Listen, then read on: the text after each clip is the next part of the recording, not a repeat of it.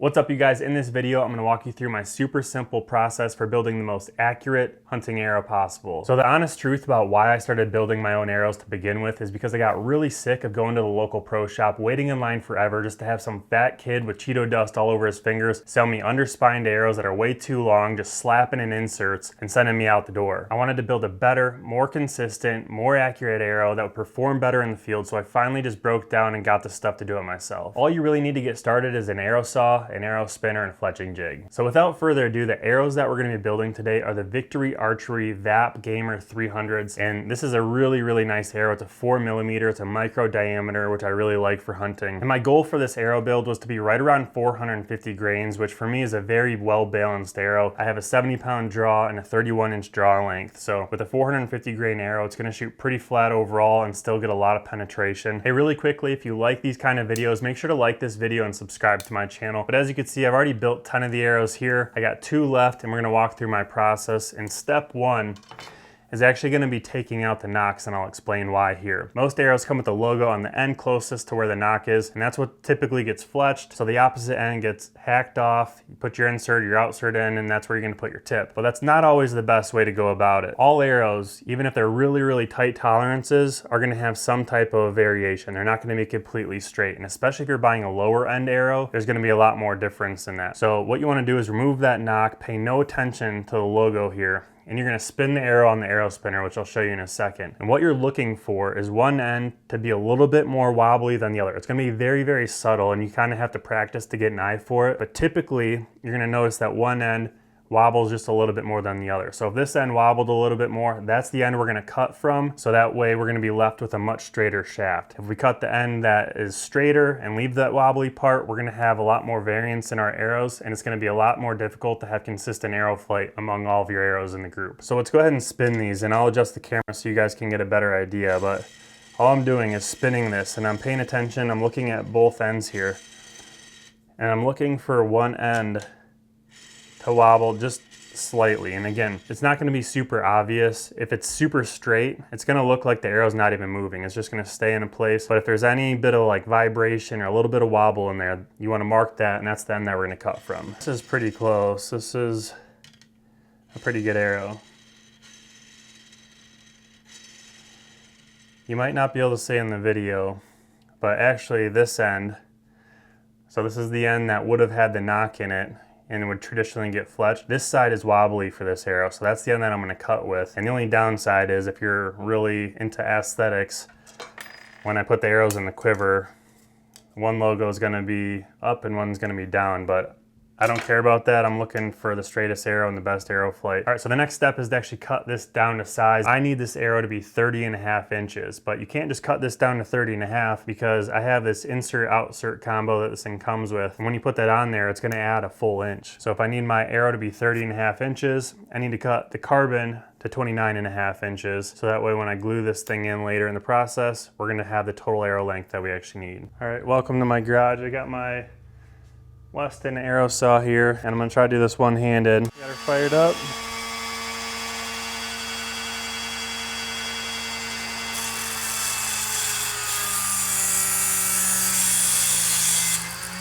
All right, hopefully you didn't mind my super messy garage. Now I got my arrows down to length. The next step, we're gonna take a Sharpie, and I'm just gonna draw on the end of each one of these. Our entire goal of this arrow build is to build the absolute straightest and most consistent arrows. Ultimately, we want each of these arrows to be within plus or minus of 1 or 2 grains of each other. And we also want these arrows to be as straight as humanly possible. And it's crazy with just a little bit of variance. If these aren't completely square, your nocks don't fit flush, your inserts don't fit flush, and anything that is not perfectly straight is gonna cause these arrows to fly different from one another. So we want to build the straightest, most consistent arrow we can. So by coloring the Sharpie, that is what we're actually gonna sand off when we square these. And even the end that we didn't cut, we're gonna square that end too. And that way we're left with 2 perfectly square ends of each arrow, so the nock and the insert fit perfect. So I have this little tool.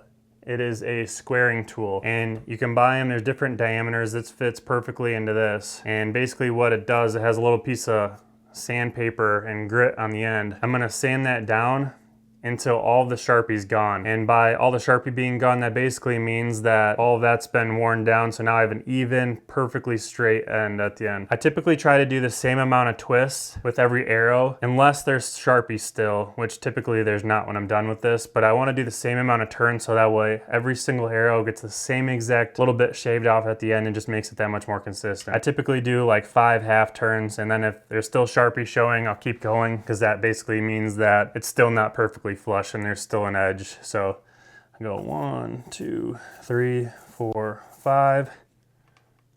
That Sharpie's all gone. Do the same thing on the other end. 1, 2, 3, 4, 5. And I also kind of like to knock that out, and you can see on the paper towel that there's some residual. Next up, we're going to put the arrow wraps on, and arrow wraps are not something that's required, and it's not something that I've done in the past. I honestly just think it looks cool, and they're about 5 grains, so it doesn't add a ton of weight to your arrow. But if you're really worried about front of center and you don't want to add any weight to the back of your arrow, you can skip them, but they are cool. And if you shoot it through a deer and you're trying to figure out how the blood looks, if you have a white or a lighter colored, I mean, even the orange will work good, be able to see if it's lung blood, if it's liver blood, so that's always good. But what we want to do before we start adding anything to the shaft is we want to clean the arrows. We're gonna just get a little bit of acetone, and it's amazing how much is gonna actually come off the shaft. Just by cleaning those 2 ends, we're gonna be attaching stuff. You can see all that carbon dust come off. We chopped off the wobbly end, and what we're gonna do now is add the arrow wraps. All you do, they're ultimately vinyl stickers. So I got the sticky side up, and I'm gonna get it as perfectly square as I can to this arrow. I'm gonna apply some pressure.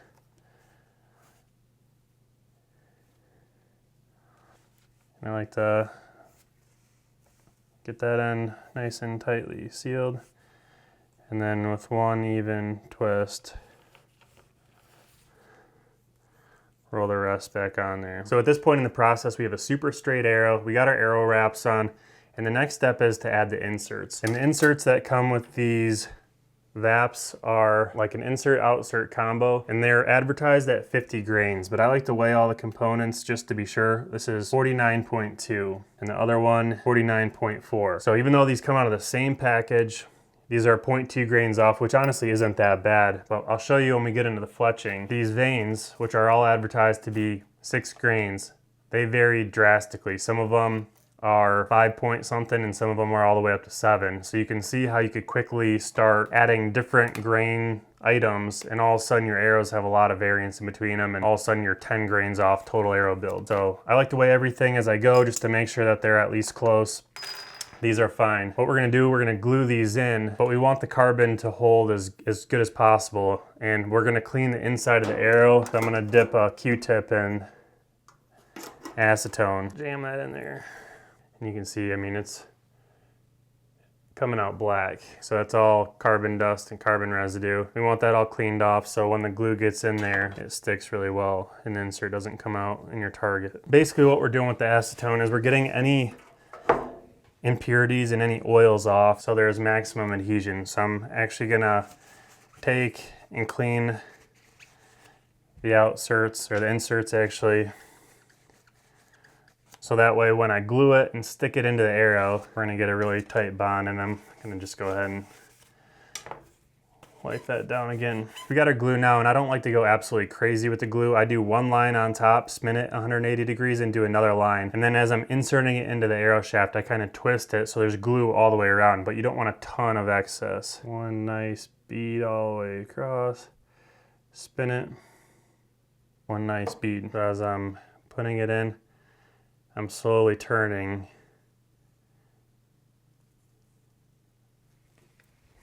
And you want to wipe away the excess right away. So once I do that, I typically push it and hold it down for a few seconds just so it kind of sets. Again, we're looking for perfectly straight alignment. And if it's off just a little bit, you'll see the wobble in the arrow. So we're gonna spin this. And I'm seeing a little bit of wobble. So all I do is kind of like, I try like bending it almost, or just like adjusting it, add a little pressure to one side.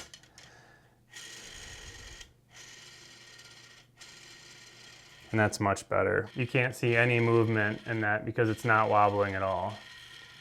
So that's absolutely perfect. So there we go. So at this point now we're ready to fletch the arrows, but there's still some figuring out. So I would let these dry overnight, so that way you could put a field tip in here and shoot it into a target and not have your inserts pull out. But what you have to do is shoot this and see what way your bow naturally wants to turn this arrow. So with no fletchings, and you can either mark with a Sharpie, or in my case, there's a logo on the top that I have perfectly lined up with the nock. And I would shoot this at 5 yards, and that's not a far enough distance for your arrow to turn a complete revolution. So it's pretty easy to see if your arrow is naturally spinning clockwise or counterclockwise out of the bow. And the thought behind that is if your bow is turning the arrow right or clockwise out of the bow, if you're gonna have an offset or a helical to your fletchings, you wanna go that same direction. You basically wanna help it spin faster in that direction to stabilize the arrow quicker out of the bow. What you don't want to do is fight that. So if my bow was turning my arrow counterclockwise out of the bow, I don't want to add a right helical to then try to correct it and make it spin clockwise. You want to have it spin the same direction. So if your arrow is spinning counterclockwise out of the bow, you want a left offset or a left helical, and the opposite, if it's shooting clockwise, you want a right helical or a right offset. So in my case, I shot 3 times,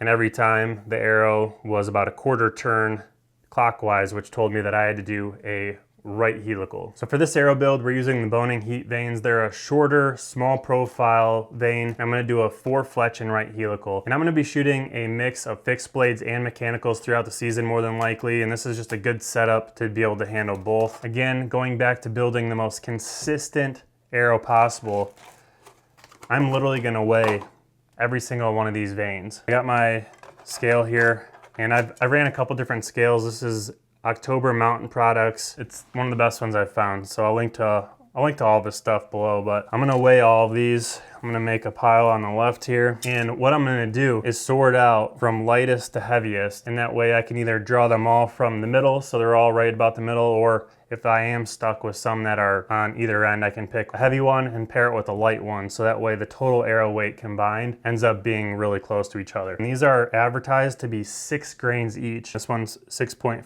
6.4. So that's good that some of these are consistent. 6.2. So we'll make a pile there for 6.2, 6.2, 6. So in 6.4, 6.4, 6.4, 6. Since I'm only doing 2 arrows, I'd probably just weigh a bunch until I have either 6.2 or 6.4, which right now I'd have enough to fletch all of these, but just to illustrate the point, there's 6, 6.8, here's 6, 6.4. So I'm not gonna keep going because I only need 8 fletchings, but you could see how if I weighed these all out, and I've had as far as 7.2 grains and as low as 5.8, but say I have 4 fletched, some of them out of this pile was 6 grains, and then I fletched another one and they're all 7 grains. Right there, your 2 arrows are gonna have 4 grains difference right out of the gate without any other part of the process, any user error. I'm gonna pick these 2 piles and pick a couple out of each one. They're 6.2 and 6.4, which is typically the average in what I built the rest of these. All right, now let's fletch these arrows and get them done with. I'm using the Dial-A-Fletch Fletch Master by Bitzenberg, and this is a standard staple in almost every bow shop you go into. There's some other good ones out there, but before we do any of that, we're gonna take our acetone again, and I'm just gonna wipe away any oils that might be on our wraps. That way we get good adhesion. I'm not gonna walk through step by step of how to fletch an arrow. Save that for another video. But one thing I do on my clamp to make sure that I'm putting the vanes in the same exact place on the arrow every single time is I take a Sharpie and mark exactly where the back of the fletching needs to be. So how this fletching jig works is you just put the arrow back in there, and then I'm gonna take my fletching glue and I'm just gonna lay a perfect bead all the way across. And it takes some practice to get just the right amount of glue. You don't want too much, but you need enough on there so it actually sticks. And again, I have this set for 4 fletch and a right helical. I'm gonna go ahead and glue 1 solid bead with no air bubbles.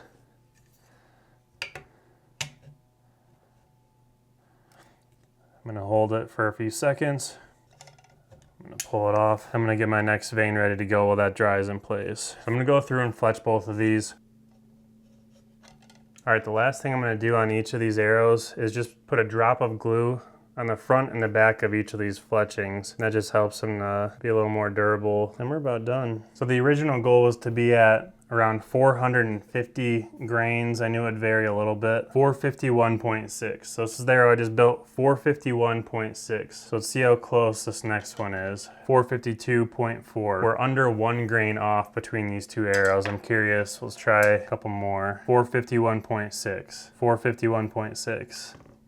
452. Basically, I'm plus or minus 1 grain. I'm within 1 grain of each other, which is extremely tight tolerance, given the fact that even the veins vary by sometimes more than a grain. So overall, I'm super happy with this build. All of these are within a grain of each other, which is super impressive, probably my best build yet. But what that means is these arrows are almost identical and they're very straight. They're gonna fly really consistent out of the bow. And that's the ultimate goal, is to be as consistent and forgiving as possible, because in the field, your form's not always gonna be perfect. You're gonna torque your bow, you're gonna do different things. The last thing I would want to add into the mix is inconsistent arrow flight due to the arrow itself. I want the arrow to be perfectly built. I want it to get perfect flight every single time, so that way if there is any variances in the field, they're of my own error and not of my equipment. But the process itself is pretty simple. If I wasn't talking to the camera, I can knock these out in no time. So I'm pumped on this. If you guys have questions, comments, concerns, or have ideas for a future content, make sure to drop those down below in the comments.